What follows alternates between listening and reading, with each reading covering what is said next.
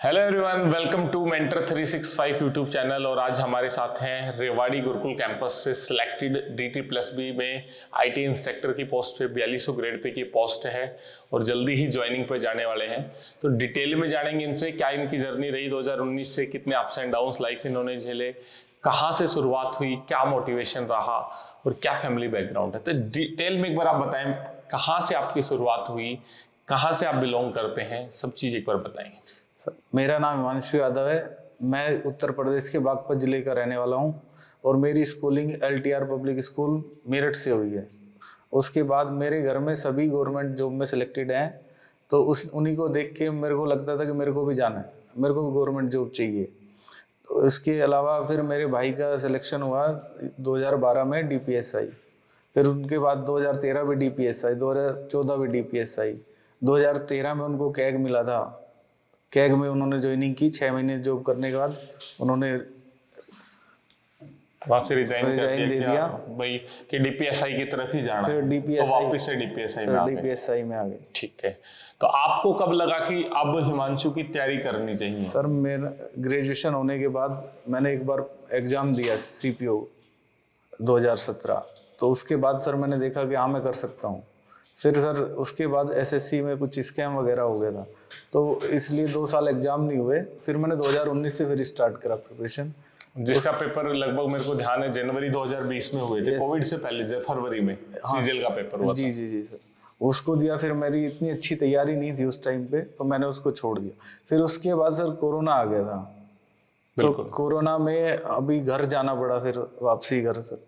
उसके बाद मैंने DP कांस्टेबल दिया सर। DP कांस्टेबल में मैं रनिंग में आउट हो गया। बट आपको कभी लगा नहीं कि भाई Delhi police sub inspector selected है, 5-6 साल से जॉब कर रहे हैं, फादर आप बता रहे थे जेल बोर्ड में है, तो दिल्ली पुलिस कांस्टेबल घर वाले ज्वाइन करने देंगे मतलब, या फिर बस ठीक है एक एग्जाम तो हो कम से कम? सर वो था कि सिक्योर हो जाता हूँ एक बार, क्योंकि कोरोना में ऐसी हालत हो गई थी कि सर जॉब तो थी नहीं, प्राइवेट वाले तो सब खत्म हो गए थे।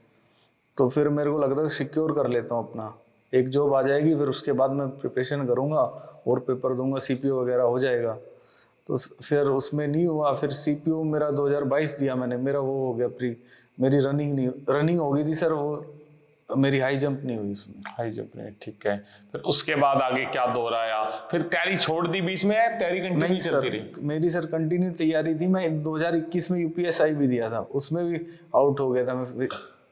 तो उसी की सर मैंने UPSI में बहुत ज़्यादा मेहनत की थी, उसी से मेरा बिल्कुल एकदम मेहनत के करते करते बहुत टाइम हो गया था, तो उससे सर मेरी अच्छी प्रिपरेशन हो गई है।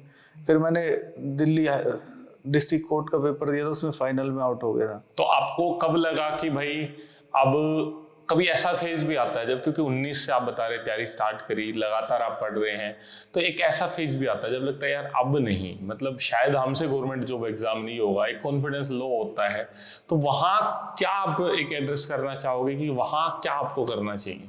सर वहाँ पे है ना, बस अपना लगे रहना चाहिए। बहुत बंदे हैं बाहर वाले बोलते हैं, मेरे घर वालों ने कुछ नहीं कहा मेरे को, बाहर वाले कुछ भी बोलते हैं उनको इग्नोर करो, बस अपना लगे रहो, हो जाएगा एक दिन, पक्का होता है सर।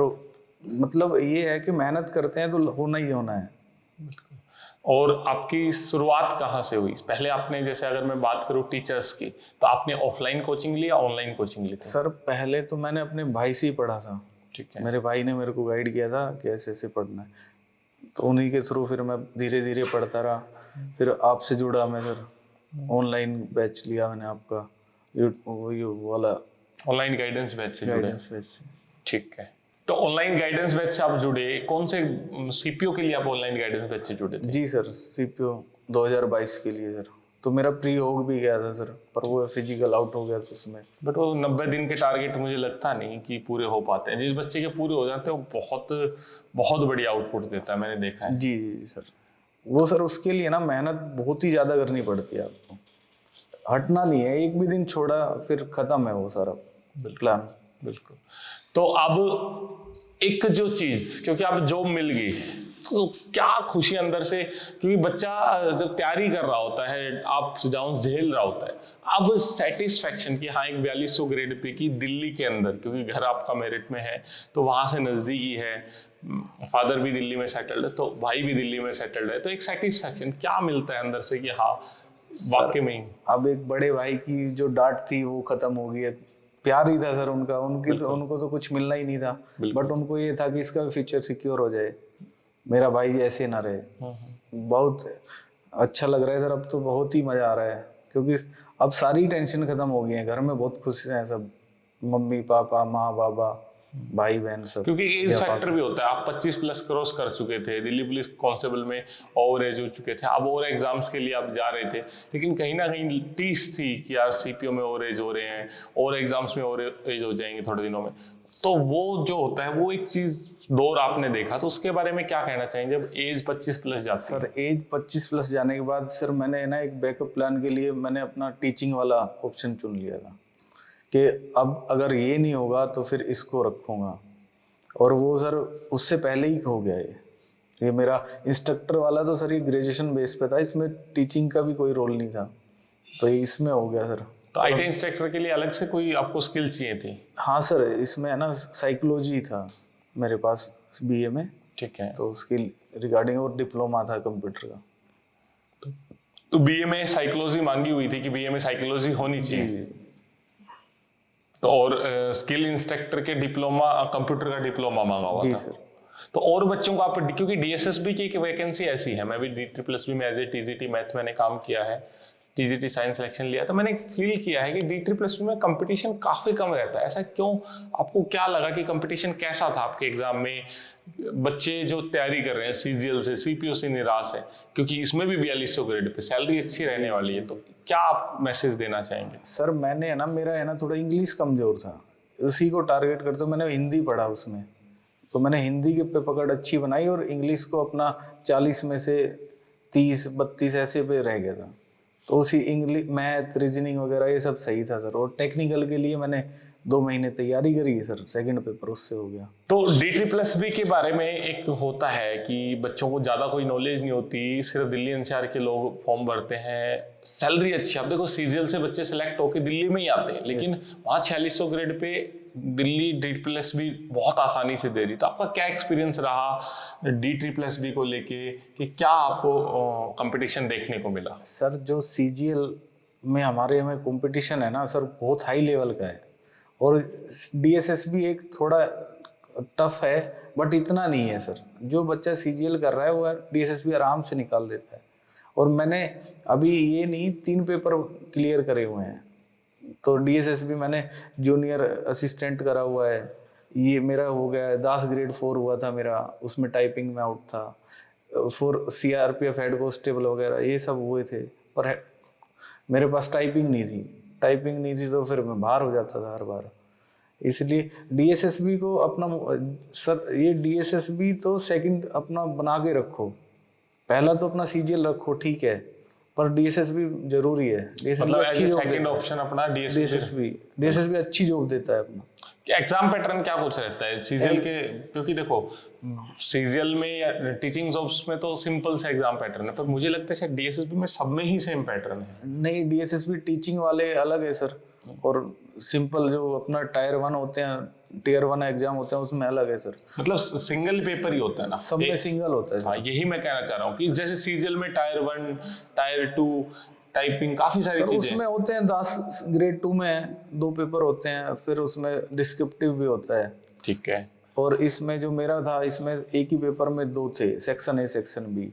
सेक्शन ए में 20 मार्क्स के इंग्लिश, हिंदी, मैथ, जीके और रीजनिंग था, और 100 मेरा सब्जेक्टिव था। तो जो आपका स्किल टेस्ट आता है पेपर 1 और पेपर 2, जैसे आपने बताया 2 पार्ट में डिवाइडेड है, तो जो पेपर 2 में 100 नंबर के क्वेश्चंस आते हैं स्किल टेस्ट में, वो आपने कहाँ से तैयार करे थे? सर वो है ना, मैंने एक बुक थी मेरी सर, जो मैंने पढ़ी थी सोशोलॉजी में, सोशोलॉजी साइकोलॉजी, और सर मैंने वहीं से वो सारे क्वेश्चन, कंप्यूटर के भी क्वेश्चन थे उसमें, और वो मेरी ग्रेजुएशन की जो बुकें थी उनसे पढ़े थे सर, वो सारा ही आ गया उसमें से, और मेरे बढ़िया मार्क्स थे सर उसमें। ग्रेजुएशन की आपने बीए की जो बुक्स थी उनको रेफर करा? जी जी सर। कोई कोर्स वगैरह कुछ सर ऐसा मैंने कुछ? कोई कोर्स परचेज नहीं करा, क्योंकि सर इसके लिए ना कोई मिल ही नहीं पाता सर। यूट्यूब पे आप कितना भी सर्च करो नहीं मिलेगा, बहुत ही लिमिटेड सोर्स है इसके लिए, खुद से ही पढ़ना होता है। तो मोस्टली आपने सेल्फ स्टडी से ही प्रिपेयर करा, और ये चीज कहीं ना कहीं कंपटीशन कम भी कर देती है। जी जी सर। और अभी आगे, क्योंकि अभी जॉब आप के लिए आप जा रहे हैं, तो आगे क्या कुछ प्लान है? कैसे आपको अभी सोचा है कि क्या कुछ करना है? सर मैंने वो बीएड करा था, तो इसलिए मेरे को अब टीजीटी भी देना है अपना, दिल्ली टीजीटी देना है। चंडीगढ़ टीजीटी मेरा ऑलरेडी क्लियर हो चुका है, अभी रिजल्ट आ चुका है। तो ये एक जो एहसास होता है कि यार एक जर्नी 4 साल 3 साल 5 साल, उस टाइम लगता है कि यार नहीं होगा सिलेक्शन, और फिर एक ये एहसास जब एक सिलेक्शन होता है, फिर उसके बाद दूसरा तीसरा, ये क्या मोटिवेशन, मतलब कैसे खुद को मोटिवेट रखें उस तैयारी के दौरान? सर उस तैयारी के दौरान अपने आप को बनाए रखना होता है सर। अगर हम थोड़ा भी भटके तो सर एक भी जो हुआ है ना वही वहीं पर अटक के रह जाओगे, फिर आगे बढ़ ही नहीं पाओगे। अब मेरा सर 3 में हो चुका है, 3 के बाद अब मेरे को लग रहा है मेरे को 10 ग्रेड 2 देना है, एएस है, एएस का करना है, डीएसएसबी में एएस असिस्टेंट सुपरिटेंडेंट अच्छी पोस्ट है, तो उसके लिए मैं प्रिपरेशन कर रहा हूँ। जैसे अभी आप गुरुकुल भी आए, तो वो आपका एक्सपीरियंस कैसा रहा, शेयर करना चाहें? गुरुकुल में सर सारे बच्चे अपना आए हैं, मिलते हैं, अपना पूछते हैं सब कुछ कि कैसे हुआ, क्या है भैया, ये बताओ वो बताओ, सब कुछ है। और अपना गुरुकुल में आए सर, यहाँ पे अच्छा एनवायरनमेंट बहुत अच्छा है पढ़ाई के लिए ना, जिसको पढ़ना है वो आराम से आए और पढ़े, यहाँ अच्छे से सिलेक्शन लेके जाएगा सर 6 महीने। सबसे लाइफ में आपका, मैं बचपन से अगर बात करूं, तो सबसे इंस्पायरिंग आपके लिए अपने घर में परिवार में कौन रहा?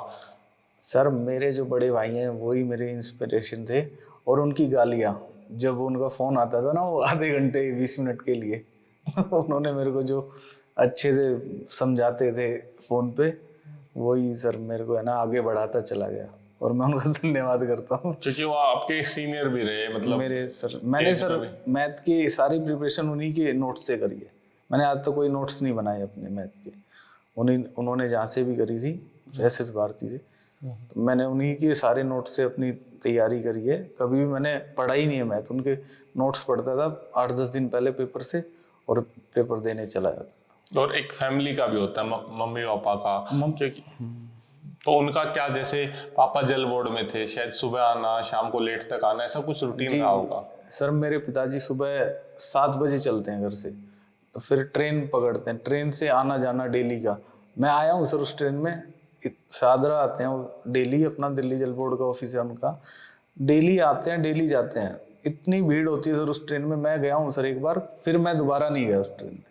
तो वो एक स्ट्रगल देख के भी लगता है कि यार, सर अपने पिताजी का स्ट्रगल देखा, फिर सर हमारी माँ है दादी, उनको देख के घर जाते तो पूछती कि अब बेटा क्या कर रहा है, कब तक हो जाएगी। तो सर झूठ बोलने में थोड़ा दिक्कत होती थी कि ये कर रहा हूँ वो कर रहा हूँ। वो क्योंकि वो नहीं समझ पा रहे कि जो दौर 2017 से 2019 का सीजीएल का दौर सब बच्चों ने देखा, पेपर एग्जाम पे एग्जाम कैंसिल। अब यूपीएसआई भी आप बता रहे थे कि एग्जाम आप अच्छा करा था, लेकिन पेपर कुछ ऐसा कैंसिल। हाँ सर, मैंने 2021 में जो यूपीएसआई आया था उससे ज़्यादा मेहनत मैंने कभी नहीं की अपने जीवन। बहुत ही ज़्यादा पढ़ाई करी थी सर, मैं 8 महीने घर से बाहर नहीं निकला था, बट उसमें सर वही कुछ मिस वो होता है, कुछ अप्स एंड डाउन्स, एंड फिर सर फिर उसमें नहीं हो पाया तो फिर दिक्कत होगी सर। ये सोचा कि उस टाइम लगा था कि अब छोड़ दे पढ़ाई, अब नहीं होगा, अब होगा ही नहीं। फिर उसके बाद sir district court, Delhi district court में हुआ था, तो उसका चल रहा था सर, इंटरव्यू वगैरह हुआ, उसमें फाइनल में आउट हो गया था मैं। फिर सर लगा रहा, फिर सोचा कि सीपीओ हो गया, फिर दोबारा से दिल्ली पुलिस कांस्टेबल भी हो गया क्लियर। फिर तो हर बार मतलब एग्जाम क्लियर होना, फाइनलिस्ट से बाहर होना, और वो शायद कहीं ना कहीं एग्जाम ना क्लियर हो कोई नहीं, आदमी भूल जाता है कहीं ना कहीं, लेकिन जब क्लियर होता है तो एक उम्मीद जगती है कि फाइनलिस्ट में नाम आएगा, हो जाएगा बस इस बार। तो इस बार ये जर्नी, ये जो थकान है, लेकिन आपको क्या वर्थ लगती है जो जर्नी है आपकी? क्या जब, क्योंकि जब नौकरी मिलती है ना, तो मैं बच्चों से सुनता हूँ कि यार इतनी शायद मेहनत नहीं करती जितनी वर्थ लाइफ बन जाती है। नहीं सर, एंड में आके जब मजा आता है सर, नौकरी लग जाए ना सर, सब ये कहते हैं कि हाँ इसका तो होना ही था, ये तो इतना पढ़ता था, मेहनती था, सब अपने हो जाते हैं सर। खत्म हो जाता है सर। अभी हमें लग रहा है कि हमारे साल खराब जा रहे हैं, पूरी लाइफ इस ये जो हमें जीना था, बाहर घूमना था, फिरना था, ये सब बच्चे सोचते हैं। बट सर उसके बाद रिजल्ट के बाद जो मजा आता है फिर एकदम बिंदा, दिमाग खुल जाता है सर, टेंशन सारी खत्म।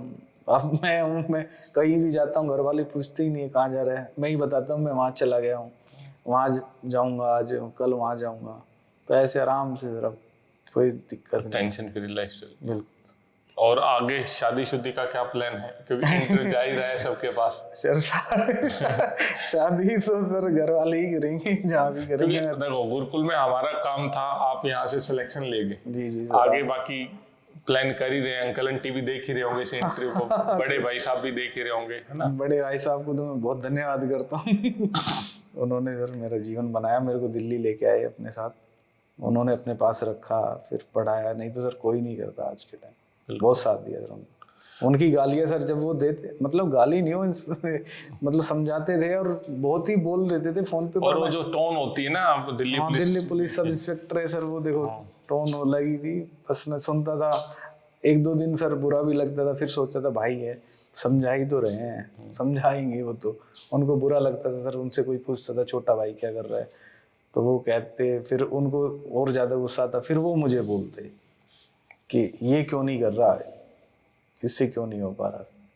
सही बात है, क्योंकि उनको कहीं ना कहीं मन में टीस थी कि यार मैंने जब 3 बार सब इंस्पेक्टर निकाला था, ऐसा क्या ही है इस एग्जाम में, एटलीस्ट निकाल सकता है इजीली तैयारी। लेकिन एक जो मतलब ये और बच्चों को भी और पेरेंट्स को भी एड्रेस करना चाहूंगा कि कंपटीशन का दौर बदला है। जब 450 वैकेंसी आती थी, एक कट ऑफ का लेवल अलग था, वैकेंसी 32, 39, 40, ये जर्नल की वैकेंसीज के लिए बच्चे फाइट कर रहे हैं दिल्ली पुलिस के लिए। तो वैकेंसी तो सर बहुत ही कम हो गई और कट ऑफ इतनी हाई हो चुकी है इस टाइम सर। पर सर उसको वो बोलते थे ना, उस टाइम भाई को एक बार मैंने बोल भी दिया था कि भाई अब तो कह रही मैं भी तो पढ़ा था ना भाई, पढ़ा तो मैं भी था, सोर्स कम थे जब उस time. But number of vacancies तो मैटर करती है। एक तो 400 सब इंस्पेक्टर भर्ती हो रहे, एक 40 हो रहे हैं, तो नो डाउट। लेकिन फिर भी चलो देखो, नहीं सकते थे ना, ये एक्सक्यूज नहीं दे सकते, किसी को भी नहीं दे सकते, बड़े भाई की अपनी लाइफ को भी एक्सक्यूज नहीं दे सकते। वो कह रहे हैं 40 तो हैं, 40 में आओ। बिल्कुल, क्योंकि लाइफ, आप भी अपनी लाइफ के लिए ना ये एक्सक्यूज ना बढ़ाएं कम जॉब्स के लिए, बट लगातार डटे रहें, मेहनत करते रहें। और एक, क्योंकि मेरठ, बागपत, बड़ौत, शामली, इस बेल्ट में मैंने एक देखा है कि नशे का चलन और एक हवाबाजी वाला चलन बहुत ज्यादा है, क्योंकि मेरे से काफी बच्चे उस बेल्ट के जुड़े हुए, बहुत लोग हैं दिल्ली पुलिस में, वहां से constable, sub inspector, head constable पुराने टाइम से। लेकिन अब बहुत ज्यादा हवाबाजी, तो वो भी कहीं ना कहीं इन्फ्लुएंस नहीं करी आपको? नहीं सर, हमारे घर में सर, हमारा घर एक तो गांव से बाहर है, हमें सर किससे मतलब नहीं होता, अपना सबसे राम रहीम, मतलब हाथ जोड़ के अपने सबसे मिलना जुलना। उसके बाद सर शाम को अपना घर आ जाना, घर पे सब माँ बाबा के पास अपना रहना, और कोई काम ही नहीं था सर, अपना पढ़ना, काम देखना, खेत का भी काम करता था मैं, ऐसा नहीं है सर। और सारा सब कुछ, मतलब हमारे कोई दिक्कत ही नहीं हुई, इन सब चीज़ों में जा ही नहीं पाए, क्योंकि हमारे पिताजी ने आज तक कुछ नहीं किया। हमारे पिताजी बिल्कुल ही एकदम, मतलब एक डिसेंट पर्सनैलिटी रहे, बिल्कुल सर। तो वही जो मार्गदर्शन हम देखते हैं अपने पेरेंट्स में, तो कहीं ना कहीं वही छवि हमारे कैरेक्टर में भी नजर आती है सर। वही तो आगे क्या कुछ, जैसे आपने जर्नी का तो बता दिया कि पढ़ाई का आगे ये प्लान्स हैं, तो और लाइफ को लेके कुछ आपके एक्सपीरियंस रहे हों, जैसे जो मतलब लाइफ लॉन्ग एक एक्सपीरियंस हो जाता है ना, कभी कभी हमारे साथ कोई इंसिडेंट होता है कि उसने बिल्कुल ही बदल दिया हमारे जीवन को, या जब हम बिल्कुल जीरो की तरफ जा रहे हैं, नेगेटिव जा रहे हैं, तो ऐसा कोई इंसिडेंट, हेल्थ इशू, कुछ भी आप अगर शेयर करना चाहें? नहीं सर, हेल्थ वगैरह तो मेरा सब फिट है। और एक बार हाँ 2017 में जब मैंने पहली बार दिया था CPO, तब मेरा एक्सीडेंट हो गया था। मेरा अच्छी प्रिपरेशन थी उस टाइम, पर एक्सीडेंट हो गया था, और उससे मेरा थोड़ा वो पेपर खराब हुआ, उससे सर मैं थोड़ा भटक गया था रास्ते। और कुछ दोस्त वगैरह होते हैं, कुछ अच्छे होते हैं, कुछ होते हैं सर, सब तरह के मिलते हैं। और गलती सर अपनी होती है, कोई नहीं भटकाता, खुद ही बच्चा जाता है किसी के पास, ऐसा नहीं है कि कोई आपको जबरदस्ती ले जाएगा। हम भी सर थोड़ा तो उस टाइम पे थे ना, चले गए सर। एज कम होती है, एज कम होती है, पता ही नहीं लग रहा था सर, सब अच्छा लगता था उस टाइम। 19-20 साल की उम्र में गलत सही का हम पता होता है गलत क्या है, लेकिन गलत में जो मजा आ रहा होता है एटलीस्ट एंजॉय करने का मन करता है। जी सर, वो पता ही है, जो गलत है वो तो इतना अच्छा लगता था कि बहुत मजा आ रहा है, पता तो है फिर गलत है, हम गलत कर रहे हैं, बट वो मजा ले रहे हैं, मजा आ रहा है तो सर एंजॉय कर रहे हैं। तो जैसा कि आपने बताया कि 2017 के बाद कुछ गलत संगत आपको मिली, फिर 2019 में थोड़ा हल्का फुल्का डिप्रेशन वगैरह भी आपने डिस्कस करा पहले, तो वो क्या फेज रहा, उससे निकले कैसे बाहर? क्योंकि बहुत बच्चे आजकल, यंग बच्चे, फोन की लत है, डिप्रेशन, एंजाइटी, इतनी सारी चीजें, तो आपने जो अपने साथ प्रैक्टिकल आपने जो चीजें करी वो एक बार डिटेल में बता। सर मैं 2020 की स्टार्टिंग में ही विपස්සना के लिए चला गया था। धम्मा सोटा सोना रोड पे है, तो वहाँ मैंने 10 दिन मेडिटेशन किया। मेडिटेशन के बाद सर मैं आया ना बाहर, तो मेरे को लगा कि सब चेंज है, कोई कुछ किसी का नहीं है, अपना आराम से जियो पढ़ो। सर फिर मैंने उसको कंटिन्यू रखा। उसके बाद मैं रनिंग करता था सर, मैंने 1 साल ब्रह्मचर्या भी रखा पूरा, एकदम नीचे सोना, कुछ बाहर का नहीं खाना, अपना प्रॉपर हरी सब्जियां खानी, पढ़ना और रनिंग करना। और डिप्रेशन के लिए सर सबसे अच्छा है, सबसे अच्छा अपना मेडिटेशन करें सुबह उठते ही। उसके अलावा और कोई यहाँ पे कोई दवाई नहीं बनी है मेडिटेशन के अलावा डिप्रेशन की। और डिप्रेशन में एक बार बच्चा फंस जाता है फिर वो फंसता ही जाता है, वो निकल ही नहीं पाता। उसको ये लगता है कि मैं अब निकलूंगा, वो गंदी आदतें, बस नशा, ये सब चीज़ें करने लगता है। होता है, वो सबके साथ हुआ है सर, मेरे साथ भी कुछ कुछ हुए हैं मोमेंट, वो मैं बता नहीं सकता, थोड़ा प्राइवेट है तो, बट निकल सकते हैं। सब कुछ छोड़ सकता है आदमी। अब लगता है कि यार मैं क्या कर रहा था उस टाइम, क्यों सोच रहा था इतना, क्यों इतना पागल हो रहा था उस चीज़ के पीछे, जो कुछ मतलब सर थे मोमेंट थे, बट मेरे को लगता है कि मैं क्यों इतना परेशान था उस चीज़ के लिए। ओवर थिंकिंग इतनी बढ़ जाती है लाइफ में सर, वो आदमी है ना सोच ही नहीं पाता उस टाइम, इतना डिप्रेस हो जाता है, फिर लगता है कि बस यही चाहिए, यही होना है, बस यही करना है। बट उससे आगे बहुत कुछ है जीवन में। उसके 1-2 साल बाद पता लगता है कि यार बहुत पागलपंती करी है, सब कुछ सही चल रहा है, और जिसके लिए जहाँ परेशान थे वो सब अपना मज़े में है, कुछ नहीं है सर। फिर अपना बहुत ही अच्छे से मतलब खुद को तैयार किया है सर मैंने 2020 की शुरुआत। सर फिर वो मैं पढ़ रहा था, बढ़िया तैयारी थी, कोरोना आ गया। कोरोना से घर चला गया तो मम्मी पापा माँ बाबा भाई अपना यहीं जॉब पे थे, तो हम अपना लगे रहते सर, अपना खाना बनाते, दिन में पढ़ते, तैयारी करता। फिर उनको घर वालों को भी लगा कि बच्चा बढ़िया पढ़ने लगा।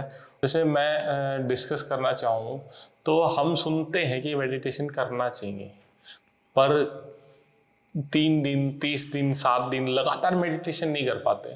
तो आप जैसे आप बता रहे हो कि लगातार आपने लगभग 6 महीने साल लगातार मेडिटेशन करा, तो वो कैसे पॉसिबल हुआ? वो कैसे, कोई अगर कोई और दूसरा इंसान ऐसा करना चाहे कि लगातार फिजिकल मेडिटेशन करना ही है और एक स्ट्रॉन्ग विल पावर, क्योंकि बैड हैबिट्स को अगर करना है तो या तो एक स्ट्रॉन्ग विल पावर आपके पास हो बहुत जबरदस्त, नहीं तो फिर कुछ ऐसा मोटिवेशन आए। तो आपके साथ वो क्या फैक्टर रहा, या आप दूसरों को क्या गाइड करना चाहोगे कि ऐसा करोगे जैसे आपके लिए काम करा तो वो बैड हैबिट्स भी छूट सकती हैं और विल पावर भी इंप्रूव हो सकती है? सर मेरे को ना वो सपने में भी वर्दी आने लगी थी कि अब वर्दी यूपीएसआई मेरा जुनून था, मतलब चढ़ गया था कि यही इसको ही करना है। बट उसके बाद जब सर मैं उससे पहले मैं मेडिटेशन करता ही था, उसके बाद सर नहीं हुआ, 2-4 दिन छोड़ा, फिर मतलब सर फिर कंटिन्यू कर दिया, तो वहीं से आ गया बीएड। फिर उसके बाद मैंने सर बीएड कर रहा था, बीएड मेरी कंप्लीट होगी। उसके बाद मैंने सीटेट दिया, तो सर सीटेट मेरा क्लियर हो गया।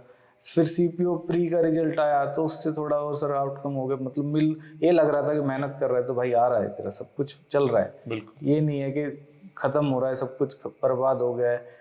फिर उसके बाद सर धीरे धीरे मतलब फिजिकल आउट हुआ, फिर बोला घर वालों ने कि कोई नहीं, ये नहीं तो आगे कुछ, मतलब घर वालों ने भी साथ दिए रखा सर। कभी उन्होंने ये नहीं सोचा कि इसको मना कर देते हैं, बुला लेते हैं वापस, क्योंकि उनको लग रहा था कि पढ़ रहा है। बस थोड़ा बड़े भाई थे वो अपने सर, देखो उन्होंने 6 एग्जाम क्लियर करे हैं एक साथ, हर साल में 3-3 नौकरियां ले रहे थे, तो उनको लगता था कि मैं तो इतनी ले चुका हूँ और ये मेरा छोटा भाई हो के पता नहीं क्या कर रहा है यहाँ, लगता है कि पता नहीं शायद टाइम वेस्ट कर रहा है या कहीं इधर उधर टाइम खराब कर रहा है। उनके सामने हो भी चुका था कई बार, मैं गलत जगह था तो उन्होंने देखा, तो सर सब गलत था, मेरे को पता है, मैंने बोल दिया था हाँ गलत हूँ, बट सर फिर मैंने उससे आउटकम करा तो फिर मेरे को बड़ा अच्छा लगता है। अब तो ये लगता है भाई की उगाली, वो फ़ोन आ जाए डर तो अब भी लगता है सर, फ़ोन आते ही देखते हो ना फ़ोन आ गए तो मतलब उठाऊँ नहीं उठाऊँ इसको, क्या करूँ, बस सोचता हूँ उठा लूँ तो दिक्कत है, नहीं उठाऊंगा तो दिक्कत है, तो फिर उठा ही लेता हूँ। सर फिर कहता है कि अब तो सर बड़े आराम से कि भाई कहाँ है, क्या कर रहा है, आज इधर आना है, ये करना है, वो करना है। तो एक चीज जैसे ना, इस क्वेश्चन को ना मैं एक वो पॉइंट और पूछना चाह रहा हूँ बच्चों के पॉइंट ऑफ व्यू से, कि जैसे आप डिप्रेशन में थे और फिर उसके बाद वो विल पावर कैसे आई कि 1 साल तक लगातार आपने मेडिटेशन किया, योगा किया, मतलब वो जो है ना जर्नी, वो बहुत डिफिकल्ट जर्नी है। बहुत बच्चों को देखते हैं डिप्रेशन से और डिप्रेशन, दवाइयाँ, डिप्रेशन, उस फेज में चले जाते हैं। तो वहां से मतलब वो यू टर्न कैसा, तो वो यू टर्न वाला जो 1 महीना है, क्योंकि 1 महीने के बाद तो धीरे धीरे चीजें सुधरने लगती हैं। नहीं तो जो मतलब डिप्रेशन फेज में बच्चे जैसे हम फील देखते हैं, यहाँ पे गुरुकुल में भी देखते हैं, तो क्या होता है कि सर मतलब अच्छा सा नहीं लग रहा, मतलब पता ही नहीं क्या हो रहा है, बट हो रहा है। तो वो फेज से यू टर्न वाला जो है ना, वो 1 महीना, वो डिस्कस के लिए मैंने पूछना चाह रहा हूँ। तो जैसे आप 2019 के बाद एक आपने बताया विपासना में आप गए, तो एक डिसिप्लिन, कंसिस्टेंसी के साथ कि मुझे डिप्रेशन से बाहर निकलना है। अब हम बोल देते हैं कि यार योगा करो, मेडिटेशन करो, लेकिन लगातार करना बहुत स्ट्रॉन्ग विल पावर का काम है, लगातार चीज़ों को मैनेज करना। और तो आपको कैसे एक मतलब प्रैक्टिकल आप चीज़ एडवाइस करना चाहेंगे स्टूडेंट्स को कि ये अगर आप करते हो ना, तो वाकई में आपको रिजल्ट्स मिलते हैं और आप वाकई में कंटिन्यूटी भी आप इस चीज़ में बना सकते हो। सर मेरा जो मैं धम्मा सोटा गया था विपස්සना के लिए 1 जनवरी 2020 में गया था। 10 दिन का वहाँ कोर्स था, उसके बाद मैं वापस आ गया। फिर मैं 1 महीना दिल्ली आया, पढ़ा, फिर उसके साथ साथ मैंने करा वो 1 महीना। फिर सर कोरोना आ गया। कोरोना के बाद मैं घर जाना ही था, सब वापस हो गए थे, तो घर चले गए, कोचिंग बंद हो गई है। फिर वहाँ जाके सर कुछ कोरोना में बाहर तो जा नहीं सकते, अपना घर पे आराम से अपना सुबह मेडिटेशन करा, फिर रनिंग कर ली, फिर उसके बाद सर आराम से घर वालों के साथ टाइम स्पेंड करा, कुछ खाने वाने का बनवाया, फिर सर 5-6 घंटे पढ़ाई करी, फिर शाम को फिर यही रूटीन थोड़ा रनिंग करके उसके बाद फिर मेडिटेशन कर लिए। तो सर ये रूटीन है ना, 6-7 महीने घर पे रहने के बाद है ना, वो आराम से एकदम धीरे से निकल गया। सर मुझे पता भी नहीं लगा फिर मेरा कब डिप्रेशन खत्म हुआ, क्योंकि घर वालों के साथ एक अलग ही फीलिंग आती है। थोड़ा डर भी रहता है कि घर वालों को पता लग जाएगा तो दिक्कत होगी, कि घर वाले कहेंगे ये करने के लिए थोड़ी ना भेजा था तेरे को दिल्ली, के ये कर जा, वो दिल्ली तू रह रहा है, तुझे सर सारी सुविधाएं थी मेरे पास, कोई दिक्कत नहीं थी मुझे, हर तरह से सब कुछ मिला हुआ था। पर वही था कि घर वालों को पता लगा अच्छा नहीं लगा, क्योंकि हमारा एक समाज उस चीज को एक्सेप्ट भी नहीं कर रहा आजकल की कि हाँ, बट बोलते थे सब समाज में तो सर बहुत ही बोलते ही हैं सब कुछ, और ठीक भी था उस टाइम जो बोल रहे थे वो सही भी बोल रहे थे, कुछ गलत भी बोलते हैं। एक को सर कई बार एक बातें कई बार बना के बोलते हैं। बट मैंने अपना सारा टाइम अपनी फैमिली के साथ दिया 6-7 महीने। उसके बाद सर वो मैंने उनसे रिक्वेस्ट करी कि अब मेरे को जाना है। बड़े भाई नीम थोड़ा स्ट्रिक्ट हैं तो मानने में थोड़ा टाइम लगाया उन्होंने। फिर मैं आया तो फिर मैंने सर वहाँ अकेला रहता था जहाँ मैं रहा, तो वहाँ भी सर मैंने है ना, इसको अकेले रहने में ये फ़ायदा था कि मेरे को कोई छेड़ने वाला नहीं था। मोबाइल फ़ोन अपना मैंने पूरे कोरोना बंद रखा था सर, और दिल्ली आके भी बंद कर दिया था। मम्मी का फ़ोन आता नहीं था, मैं शाम को मम्मी को खुद फ़ोन करता था कि ये 2 दिन बाद फ़ोन करूँगा, 2 दिन बाद मम्मी तैयार, उस टाइम मिलती थी और फ़ोन करता था मैं, क्योंकि सर मैं ऑन ही नहीं करता, मेरे मतलब कोई काम ही नहीं था सर, सारा मैंने बुक से पढ़ा है। उस टाइम मैंने यूपीएसआई के लिए कोई ऑनलाइन नहीं देखा, कुछ नहीं करा, तो इसीलिए सर मैं अपने रूटीन को कंटिन्यू रख पाया। बिल्कुल, क्योंकि अगर फ़ोन होता है सर, वही 1-2 घंटा रील वगैरह ये सब निकल जाता है, और वो सुबह उठते ही एकदम से रनिंग। सुबह सर मैं 5:30 बजे उठ जाता था। कभी मैं बेड पे नहीं सोया 8 महीने तो सर मैं बेड पे नहीं सोया, घर पे था, घर पे भी नहीं, घर पे चारपाई थी तो ठीक थी, पर दिल्ली आके सर मैं कभी बेड पे नहीं सोया, नीचे अपना गद्दा लगाया, वहीं अपना नीचे पढ़ता था, टेबल लगा के चेयर लगा के उस पर पढ़ता था। और सर कुछ था ही नहीं काम, पढ़ना बस, सुबह रनिंग कर ली, क्योंकि एक हेल्दी रूटीन बन गया था एक्सरसाइज से, पढ़ाई से, तो वो चीज फिर मतलब पॉजिटिव हैबिट, पॉजिटिव चीजों को ही अट्रैक्ट करती हैं। जी सर, वो है ना एक हैबिचुअल हो गया मैं उसका, कि मेरे को रनिंग के बिना नहीं रहा जाता था। डेली रनिंग करूंगा तभी मेरे माइंड को ओपन ऐसे लगता कि अब रनिंग हो गई है, पोर खुल गए हैं, पसीना आ गया बढ़िया से। उसके बाद मेडिटेशन के बाद दिमाग शांत हो जाता था, फिर अपना आराम से पूरा दिन पढ़ता, फिर कुछ खाने का अपने आप बना लेता, हेल्दी चीज़ें जो भी था चने वगैरह ये सब भिगो के बिल्कुल। ये अपना रूटीन बना तो रखा था सर। कुछ लास्ट मैसेज जो आप देना चाहेंगे? सर मेरी तरफ से तो यही है सभी बच्चों के लिए कि बस लगे रहो, कभी भी मेहनत खराब नहीं जाएगी, कभी ना कभी वो जरूर एक है ना सफलता के रूप में आपके सामने आएगी, अगर आप मेहनत कर रहे हो तो और लगे हुए हो तो। अगर नहीं कर रहे फिर तो मतलब वो टाइम वेस्ट कर रहे हो, घर वालों को धोखा दे रहे हो। वो होता है सबके साथ, पर वो कुछ टाइम पीरियड के लिए होता है। ये नहीं कि अब आप 4 साल रह रहे हो दिल्ली तो 4 के 4 साल ही आपने ऐसे बर्बाद किए हैं। उसमें मैं मानता हूँ कि 6 महीने 1 साल बिगड़ जाएगा बच्चा, 1-1.5 साल तक, पर 2 साल आप अच्छे से तैयारी को दोगे निकाल जाओगे कोई भी पेपर, आराम से निकालो। कोई भी छोटा बड़ा कोई पेपर सब अपना मेहनत पे ध्यान दो बस। और कुछ ऑनेस्ट रिव्यू जो सच में दिल से एक बच्चा आपको गुरुकुल के लिए, क्योंकि आप गुरुकुल से जुड़े तो काफ़ी सारी चीज़ें देखी, तो एक बच्चा आपको देख रहा है इतनी लास्ट तक अगर वो वीडियो में है तो जेन्युइनली आपसे कनेक्टेड है और वो समझ पा रहा है। तो एक ऑनेस्ट रिव्यू जो सच में बच्चे को तक पहुंचे और वो आए तो उसको गिल्ट फील ना हो कि यार हिमांशु भाई ने हमें सजेस्ट करा था। मेरा गुरुकुल ऑफलाइन में यहाँ रेवाड़ी कैंपस से पहला ही सिलेक्शन है, पहला मेरा ही सिलेक्शन हुआ है और सर से मैं बहुत ही अटैच हूँ। और सर के यहाँ आके है ना मेरे को लगता है सर नहीं, बड़े भाई की तरह मैं उनको ट्रीट करता हूँ, बड़े भाई की तरह सबके साथ। उनका सबका नेचर ऐसा ही है। सारा स्टाफ यहाँ का बहुत अच्छा है। खाना ये लगता है ना कहीं जाते हैं हमें खाना नहीं मिल रहा है, ये सब रहने का हॉस्टल इतना प्यारा हॉस्टल है, रूम इतने प्यारे हैं, 3 बच्चे रहते हैं एक रूम में, इतना बड़ा रूम है। यहाँ के है ना आराम से यहाँ का एनवायरनमेंट चारों तरफ बिल्कुल खुला गांव है पीछे, कोई दिक्कत नहीं है। कनेक्टिविटी बहुत अच्छी है यहाँ से मार्केट की। और गुरुकुल कैंपस तो देखो गुरुकुल ही है, फिर तो पढ़ना है यहाँ तो, और तो सब कुछ मिलेगा नहीं कि हम सोच रहे हैं कॉलेज लाइफ जीने आ रहे हैं यहाँ, कुछ वो तो नहीं है। देखो यहाँ सिलेक्शन लेने आए हो तो सिलेक्शन के हिसाब से रहना पड़ेगा, और सर की गाइडेंस लोगे तो 6 महीने से ज़्यादा नहीं लगेंगे आपको सिलेक्शन लेने में, आराम से एकदम। मेरे भी दोस्त हैं, 2 आए हैं मेरे साथ, मेरे भाई है एक और एक दोस्त है, तो मेरे साथ हैं वो, बट उनका भी हो जाएगा सर ये। बिल्कुल। तो आप लोगों का बहुत बहुत धन्यवाद। और कुछ आपके डाउट्स हैं कमेंट्स है तो आप नीचे कमेंट कर सकते हैं, उम्मीद करेंगे आपको जल्दी रिप्लाई मिले। जुड़े रहें मेंटर 365 गुरुकुल के साथ। Thank you, bye bye, and thanks Himanshu को कि आपने इतना अच्छा मोटिवेट करा, अपनी लाइफ में ऐसे आगे बढ़ते रहें। और this is the first step of your life. अब शुरुआत हो गई है सक्सेस की, बट मैंने आपको हमेशा कहा है कि सक्सेस इज जर्नी, ये सक्सेस की जर्नी है, हमेशा आपको आगे बढ़ते जाना है और जिंदगी में खुश रहें। धन्यवाद, थैंक यू।